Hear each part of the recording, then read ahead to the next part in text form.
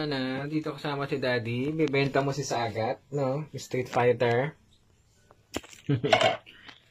Ayan, ito mga guys, mabibili siya ng 2,000. Tapos ito, si Sagat. Lagay mo lang dyan, Si Sagat, 1,000. Tapos si Blanca is 1,000 din. Sige, lagay mo lang dyan. Lagay mo lang. Tapos, pag dinagdagan na natin ng mga accessories sold separately kasi ito. Yan, magiging 1,500 na siya. Tapos ito naman, pag dinagdagan mo rin ito, yan, mga accessories niya. 1,500 na rin siya. Yan. Yan. Ang makakabili nito si Sir Jason Centino. Taga Tuktukan Taguig. Yan. Thank you for the purchase.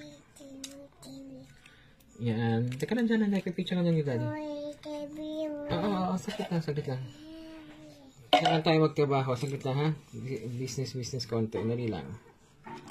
Yan. Ito, may dalawang missile pa siya. Tawag dito Monster Blaster. Yan ang package ng Street Fighter Edition ng G.I. Joe. So, bali ano yan. All in all, naibenta ko siya ng 4. Tapos nilagdagan ko ng accessories. Sana maging 5,000. Yan. Kausapin ko si Sir mamaya. Taga Tuktukan Taguig lang siya eh. Binigay niya agad sa akin ng bayad, so kailangan may send ko na agad to sa Taguig. Ayan, okay siya oh. Alikabok lang talaga. Street Fighter. Ayan, mga laruan ko dati. Daddy. Ayan, oo, Daddy. Oh. Bali yung laruan na to is made by Hasbro. Original talaga siya.